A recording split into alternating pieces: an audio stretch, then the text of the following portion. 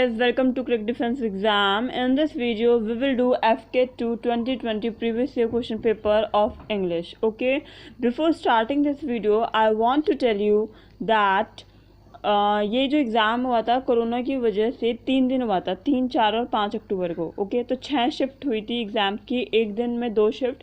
तो अब आप सोच सकते हो कि अब जब क्या कहते हैं, अगर एक दिन में 5 सिनोनिम भी पूछे गए होंगे एक शिफ्ट में, तो ऑफकोर्स की बात है 6 में 30 पूछे गए होंगे. ठीक है, तो ये वीडियो बहुत लंबी बन जाएगी क्योंकि इसमें कंटेंट आपको ज़्यादा मिलेगा. मैं कोशिश करूँगी कि मेरी स्पीड भी थोड़ी सी तेज हो. ठीक है, तो अगर आप वाकई में एक सीरियस एस्पायरेंट हो तो ही इस वीडियो को देखना, क्योंकि कोई फ़ायदा नहीं है आप वीडियो बीच में छोड़ दोगे. ठीक है, तो वीडियो को पूरा कंप्लीट ही देखना टिल द एंड तक. ठीक है, तभी आपके लिए फ़ायदेमंद होगा. सो अगर आप इंटरेस्टेड नहीं हैं तो फिर आप अभी छोड़ सकते हैं, क्योंकि विदाउट सीरियसनेस तो ये नहीं होगा. ठीक है, so let's start the video. We will start with synonym and antonyms.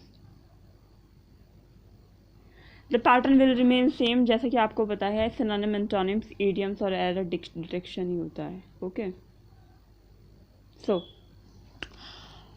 The first word is affluent. ठीक है, और एफ्लुएंट एक एडजेक्टिव की तरह यूज़ होता है और इसका मीन्स होता है रिच और वेल्दी. मतलब होता है धनवान या समृद्ध या फिर धनी. ठीक है, अब सेकंड वर्ड इज पिल्फर. पिल्फर को हम एक वर्ब की तरह यूज़ करते हैं और इसका मतलब होता है चुराना. That is the to steal और टू रॉब. ठीक है, और इसके एंटोनिम्स हो गए प्लंडर या स्पॉइल, किसी चीज़ को बर्बाद कर देना या फिर खर्च कर देना. अब third word is mitigate. Mitigate को हम वर्ब की तरह यूज़ करते हैं. इसका मतलब होता है एलिवेट करना या फिर रिड्यूस करना. मीन्स कम करना और शांत करना. ओके, इसके एंटोनिम्स होते हैं एग्रावेट, इंटेंसिफाई, इंक्रीज. किसी चीज़ को जब हम बढ़ाते हैं तब हम बोलते हैं इंटेंसिफाई और इंक्रीज करना. तो ये इसका एंटोनिम्स होता है.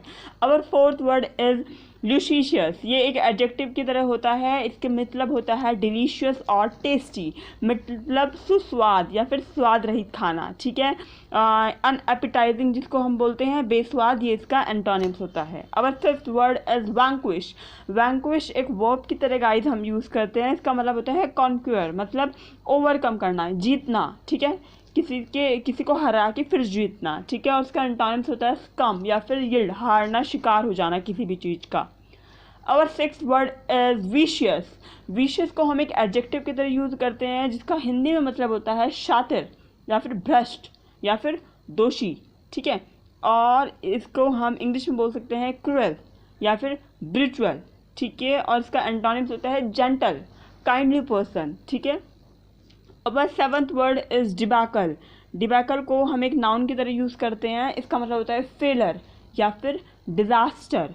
ठीक है, पराजय हो जाना, और इसका एंटोनिम्स होता है विक्ट्री, सक्सेस, जीतना. ओके, अब eighth word is allure. Allure एक नाउन और वर्ब दोनों की तरह यूज़ करते हैं. That's why I have not return anything here and its synonym is attract and tempt. Means लुभाना, फुसलाना, झांसा देना. ये इसके सिनोनिम्स होते हैं. अब इसके एंटोनिम्स होते हैं रिपल या फिर डिस्गस्ट करना. मतलब किसी के साथ बुरा व्यवहार करना, जैसे बोलते डिस्गस्टिंग. ठीक है, इस सेंस में ये यूज़ होता है. और नाइन्थ वर्ड इज इनसिग्निफिकेंट. ये एक एडजेक्टिव की तरह यूज़ होता है जिसका मतलब होता है महत्वहीन, अनइम्पॉर्टेंट या फिर ट्राइबल, जिसे हम बोलते हैं तुच्छ. ठीक है, और इसके एंटोनिम्स होते हैं इम्पॉर्टेंट और significant. So these are the 8th और 9th words which were asked in starting के 2 शिफ्ट में जो पूछे गए थे. Okay, now come on to our next slide, which this is not working.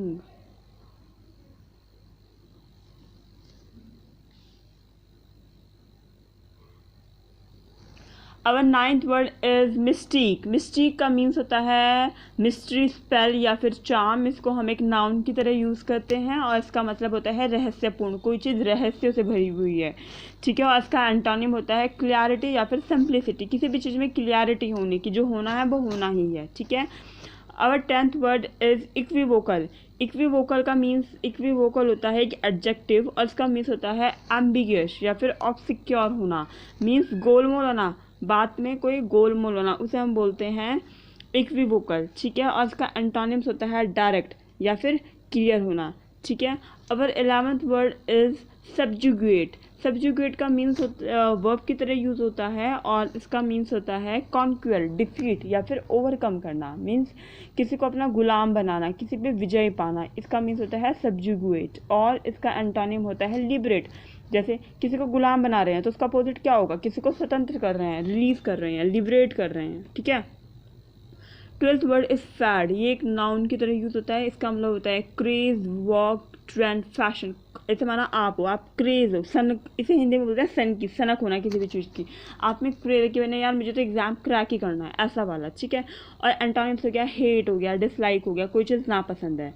13th word is inquisitive, ये एक adjective की तरह यूज होता है। इसका मतलब होता है एनालिटिकल, नॉइजी, आप जिज्ञासु होना कि यार मुझे जिज्ञासा है इसमें आगे क्या होगा, क्या फैक्ट्स हैं, क्या फिगर है, अच्छा ऐसा होगा फिर क्या होगा, तो एनालिटिकल होना, एनालिटिक्स पे बात करना, ये होता है इंक्विजिटिव। और एंटोनिम्स हो गया इंडिफरेंट, अनइंटरेस्टेड, आप उसमें इंटरेस्टेड ही नहीं हो, ठीक है। द 14th वर्ड इज ऑप्यूलेंट, ऑप्यूलेंट का मीन्स होता है एडजेक्टिव, ठीक है। ये एडजेक्टिव की तरह यूज होता है। इसका मतलब होता है लैविश, वेल्दी, स्पार्टन या फिर पुअर, ये इसके एंटोनिम्स होते हैं। सिनोनिम होता है इसका लैविश और वेल्दी, मतलब धनवान होना, समृद्ध होना, धनी होना। समझ रहे हो ना आप कि टाइप सेम है, शब्दों के अर्थ सेम है, बस अलग अलग शिफ्ट में उस शब्द के लिए इंग्लिश में जो वर्ड्स यूज़ किए जाते हैं वो डिफरेंट है। आ रही है ना, जैसे लैविश है, ऑप्यूलेंट है, ये पहले भी पूछा गया है ऑप्यूलेंट की तरह, लेकिन क्या कहते हैं हिंदी में अर्थ सेम है, लेकिन इंग्लिश में जो प्रयोग किए जाने वाले वर्ड्स हैं इनके लिए वो डिफरेंट करके ही इन्होंने सिनोनिम्स और एंटोनिम्स पूछे गए हैं। द 15th वर्ड इज मॉलिफाई, जो कि एक वर्ब की तरह यूज होता है, जिसका मतलब होता है पैसिफाई, रिड्यूस, शांत करना, ठीक है। और इसका एंटोनिम्स होता है एनरेज, किसी को बढ़ाना, किसी को गुस्सा देना। द 16th वर्ड इज एंटेंगल्ड, उलझाया हुआ, फंसाया हुआ, इसे हम बोलते हैं एडजेक्टिव की तरह यूज होता है। एंटविन, टैंगल, ट्विस्ट, बोलते नहीं थ्रेड में ट्विस्ट आ गया, मतलब उलझी हुई हैं वो, ठीक है। और एंटोनिम्स हो गया रिलीज, डिसएंटैंगल, उन्हें खोल देना, उनको दोबारा से सुलझा देना, डिसएंटैंगल कर देना, सुलझा देना, ठीक है। The 17th word is deceive, deceive verb होती की तरह यूज होती है, धोखा देना, चीट करना, मिसगाइड करना, किसी को गलत रास्ता बताना। एंटोनिम्स होता है एक्सपोज या रिवील कर देना, किसी को दोबारा से सही रास्ते पे लाना, सही कर देना, ये इसके वर्ड्स होते हैं, ठीक है। Now our next slide. The 18th word is endure, ये एक वर्ब की तरह यूज होता है गाइज। इसका मतलब होता है to provide, supply, decrease, destroy के एंटोनिम्स होते हैं। प्रोवाइड और सप्लाई के सिनोनिम होते हैं, किसी को कोई चीज़ प्रदान करना, ठीक है। 9th इज इम्पैकेबल, जो कि एडजेक्टिव की तरह यूज़ करते हैं। फ्लॉलेस, प्योर, वर्चुअस, मतलब त्रुटिहीन, किस चीज़ में कोई कमी है ही नहीं, कोई चीज़ बहुत प्योर है, ठीक है। और एंटोनिम्स होता है इम्परफेक्ट, सिंफुल, जिसमें कोई ना कोई कमी है, ठीक है। और द 20th वर्ड इज़ लैंग्विड, ठीक है। लैंग्विड एक एडजेक्टिव की तरह यूज़ होता है, जिसका मतलब होता है लेजी, ठीक है। लेजी, अनएनर्जेटिक, जो कि सुस्त है, ठीक है, जिसमें कुछ है ही नहीं, ओके। और इसका एंटोनिम्स होता है एनर्जेटिक, मीन्स एडजेक्टिव, ठीक है। द 21st वर्ड इज इम्पिंजे, जिसका मतलब वर्ब की तरह यूज़ करते हैं इन्फ्लुएंस होना या फिर अफेक्ट होना, मतलब इसको हम और भी भाषा में बोलें तो टकराना, ठोकर खाना, ये इसके वर्ड्स होते हैं। वेयर इज दिस इज इम्पिंजे, ठीक है। और एंटोनिम्स होता है रिफ्रेन, स्टॉप या फिर डिसकंटिन्यू, अगर आप स्टॉप ही हो जाओगे तो फिर आप किसी से ठोकर क्या ही खाएंगे, ठीक है ना। तो 22nd वर्ड होता है डिम्योर, ये एक एडजेक्टिव की तरह यूज़ होता है। इसका मतलब होता है रिजर्व्ड, मॉडेस्ट या फिर शाय, ओके। और इसका एंटोनिम होता है ब्रेजन और सेल्फ शेमलेस, मतलब आप जो अंदर है वही बाहर हैं, ठीक है। अब 23rd word is jeopardy, jeopardy का मतलब होता है खतरे में होना, ठीक है, खतरे में होना, डेंजर में होना, पैरल में होना, थ्रेट में होना। और एंटोनिम है इसके सेफ्टी और सिक्योर, ठीक है, सिक्योरिटी, ठीक है। जो डिम्योर था उसको हम संकोची भी बोलते हैं, ठीक है। The 24th word is contemplate, ये एक वर्ब की तरह होता है। और कॉन्टेम्पलेटिव ये एक एडजेक्टिव की तरह ही होता है। इसका मतलब होता है व्यू करना, एग्जामाइन करना, चिंतन मनन करना, किसी चीज़ के बारे में सोचना। और इसका एंटोनिम्स होता है इग्नोर, ओवरलुक करना, नज़रअंदाज कर देना, कोई चीज़ आपके आंखों के सामने भी हो रही है तभी भी उसका बारे में कुछ सोचना ही नहीं। 25th वर्ड इज एम्पाउंड, जो कि एक वर्ब की तरह हम यूज़ करते हैं, जिसका मतलब होता है जब्त करना, सीज करना, एप्रोप्रिएट। सुनते हैं ना CBI ने कोई चीज़ कितने लाखों करोड़ों की ज्वेलरी या मनी सीज कर ली, तो उसी में बोलते हैं जब्त करना। और एंटोनिम्स हो गया डिस्चार्ज, लिबरेट और रिलीज़। कोई चीज़ रिलीज़ कर देना, उसके लिए हम यूज़ करते हैं ये सीज और लिबरेट, ठीक है। Now our 26th word is deceit. ये एक नाउन की तरह यूज़ करते हैं। इसका मीन्स होता है फ्रॉड या फिर ऑनेस्टी, ठीक है। ऑनेस्टी इसका एंटोनिम्स हो गया, फ्रॉड इसका सिनोनिम हो गया। डिसीट का मीन्स होता है छल और कपट। 27th वर्ड हो गया इंटिमिडेट, जो कि एक वर्ब की तरह यूज़ होता है। इसका मीन्स होता है भयभीत, फ्राइटन होना, स्केयर होना, टेरिफाई होना। और इसका एंटोनिम्स मतलब होता है एनकरेज और परसुएड, निडर होना। 28th वर्ड इज पॉइग्नेंट, जिसका मतलब होता है मार्मिक, भावुकता से भरा हुआ, मूविंग, सैड, ठीक है। और अनमूविंग या पेनलेस, जिसमें कोई भावना नहीं होगी, ये उसके एंटोनिम्स होगी। 29th वर्ड इज ब्लैटेंट, जो कि एडजेक्टिव की तरह ही यूज़ करते हैं। इसका मीन्स होता है अनडिस्गाइज या फिर इनएविडेंट, मतलब कोई चीज़ ज़बरदस्त होनी, कोई चीज़ बहुत ज़्यादा प्रबल होनी, एविडेंट होनी। इसका एंटोनिम्स होते हैं अपोजिट, सब्टल और इनकॉन्स्पिशियस, ठीक है। 30th वर्ड इज कॉन्स्पिक्यूअस, ये कि एडजेक्टिव की तरह होता है, जिसका मीन्स होता है क्लियर होना, विजिबल होना, कोई भी चीज़ क्लियर है, ठीक है, विजिबल है। और इसका एंटोनिम्स हो गया इनविजिबल या फिर इनकॉन्स्पिशियस। ब्लैटेंट और कॉन्स्पिशियस को हम एक सेंस में यूज़ कर लेते हैं, ठीक है, अब इसके सिनोनिम एंटोनिम्स में। The 31st word is sublime. Sublime एक एडजेक्टिव की तरह यूज़ होता है, जिसका मीन्स होता है उत्कृष्ट होना, मतलब विशिष्ट होना, आप ऊंचे दर्जे के हैं किसी चीज़ में। जैसे बोलते हैं ना supreme leader, supreme commander, that's in that sense magnificent, ये सुप्रीम। इसका एंटोनिम्स हो गया पुअर, लोअरली और ऑर्डिनरी, ठीक है। The 32nd word is nepotism. Last year Sushant Singh Rajput की डेथ के बाद जो नेपोटिज्म वर्ड है, ये काफ़ी चर्चा में रहा था न्यूज़ में, ठीक है। सो इससे ये पता चलता है कि एग्ज़ाम वाले ना जो न्यूज़ में वर्ड्स रहते हैं वो भी पूछते हैं, ठीक है। तो अगर आप make sure that you always be in news, ठीक है, आप न्यूज़ के बिल्कुल कनेक्ट में रहिए, इंग्लिश और हिंदी जो भी हो, और उसमें जो वर्ड्स आते हैं उनके साथ बिल्कुल ही रिलेट बना के रखें उनकी, क्योंकि कुछ कुछ वैसे वर्ड्स पे पूछ लिए जाते हैं, ठीक है। जैसे नेपोटिज्म है, नाउन की तरह यूज़ होता है। बायस और पार्शियलिटी, हिंदी में हम कहें तो भाई भतीजावाद। और एंटोनिम्स हो गया इम्पार्शियलिटी, ठीक है, बिल्कुल निष्पक्ष। 33rd वर्ड इज एंथरल, जो कि एक वर्ब की तरह यूज़ होता है, जिसका मीन्स होता है अट्रैक्ट और एंजेंट होना, ठीक है। और इसका एंटोनिम्स होता है बोर या फिर डल होना, मतलब किसी को अपना गुलाम बनाना, एंजेंट करना, और किसी, ठीक है, तो ये इसके लिए यूज़ होता है। The 33rd word is pretentious, जो कि एक एडजेक्टिव की तरह है। इसका मीन्स होता है अफेक्टेड होना, कपटी, अभिमानी या मिथ्याभिमानी, ठीक है, लो मतलब अपने आप में ही अफेक्टेड रहने वाला। और एंटोनिम्स हो गया अनअफेक्टेड, हम्बल, मॉडेस्ट, जिसमें कोई अभिमान ही नहीं है, उससे इसके लिए यूज़ होते हैं। So these are the 34 words, और थोड़ी सी शायद नंबरिंग गलत वगैरह हो सकती है। तो दीज आर द 33 और 35 words which were asked in FCAT 2020 exam last year between 3 to 5 of October. Okay, so I hope अगर आपने इतना सुन लिया है ना ये वीडियो यहाँ तक, तो और पेशेंस बना के रखो और इडियम्स भी पूरे कर लो। Okay, so let's come on to one next slide. The first one is to fly off the handle, means to lose one's temper suddenly and unexpectedly. आप बैठे बैठे हैं और आपको कभी भी गुस्सा आ जाए, ठीक है, कुछ बात सुनी बिना उसका मनन करते हुए, बिना उस बारे में सोचे हुए फटाफट से गुस्सा आ जाए। To fly off the handle English में बोलते हैं। एग्जाम्पल है unless some decision was reach they might fly off the handle and do something foolish, मतलब कभी किसी डिसीजन तक पहुंचते, अंत में कोई डिसीजन लिया जाता, उससे पहले ही उन्होंने अपना गुस्सा दिखा के कोई गलत स्टेप ले लिया, ठीक है। It means to fly off the handle. The second word is an axe of grind, to have a strong personal opinion about something that you want people to accept, मतलब an axe of grind, आपके पास एक strong opinion है, एक personal opinion है आपका, किसी और का नहीं, आपका अपना एक पर्सनल ओपिनियन है, बहुत स्ट्रॉन्ग ओपिनियन है, और आप ये चाहते हो कि वो ओपिनियन बिल्कुल सही है और दुनिया भी उस ओपिनियन को माने, पीपल भी उस ओपिनियन को एक्सेप्ट करें। इसके लिए बोलते हैं N axe of grind.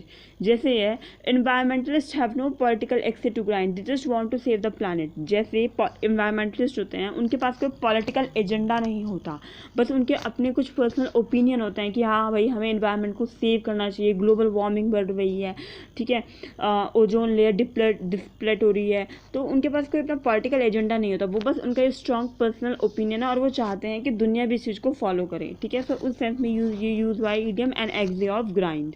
Okay, now our next slide.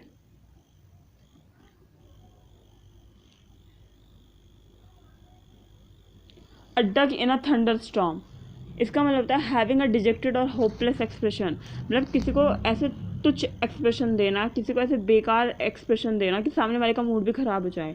When I saw him in the morning he looked like a duck in a thunder storm. जब मैंने उसको सुबह देखा तो उसने ऐसे एक्सप्रेशन दिए कि मानो बहुत ज़्यादा होपलेस हो, दुनिया ही मानो ख़त्म हो गई हो। सो उसके लिए बोलते हैं duck in a thunder storm, ठीक है। The fourth idiom is doubting Thomas, इसका मतलब होता है a person who is sceptical and refuses to believe something without proof.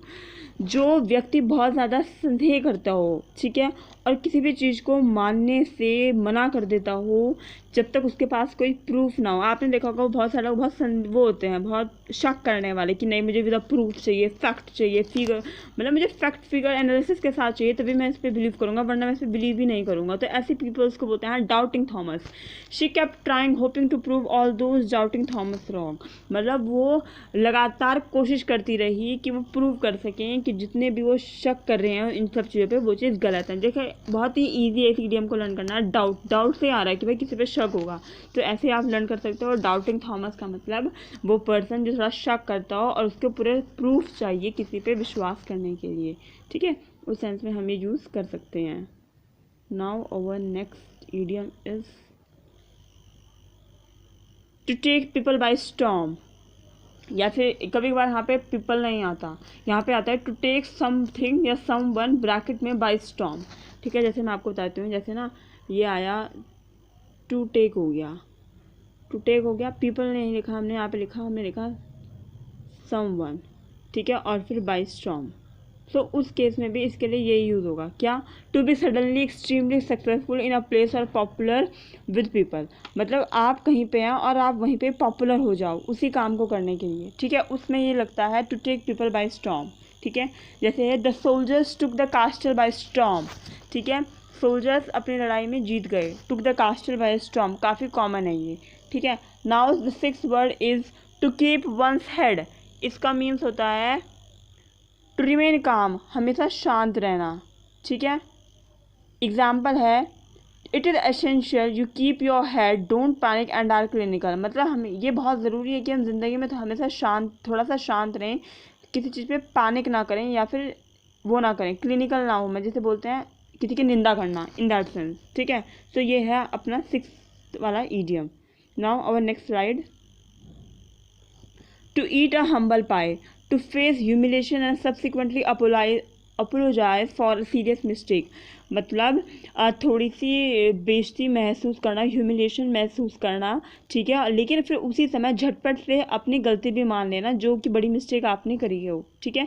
He will have to eat humble pie at a training, वो training में है तो उसको थोड़ी सी अपनी जो गलती है उसके लिए फटाफट से माफ़ी मांगनी ही पड़ेगी, ठीक है। अब ऑब्वियसली बात है ट्रेनिंग में कोई गलती करेगा तो डांट तो पीटेगी ही, ओके। तो उसके लिए इडियम यूज हुआ है टू ईट।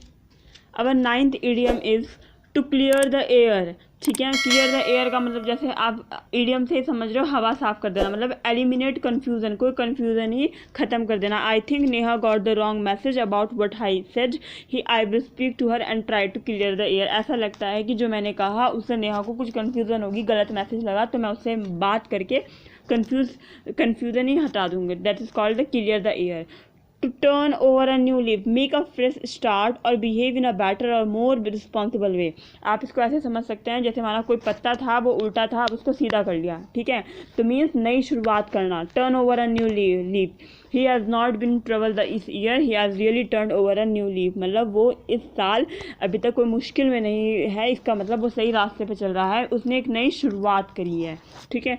सो ये 10 ईडियम से जो पूछे गए थे, ओके, एग्जाम में।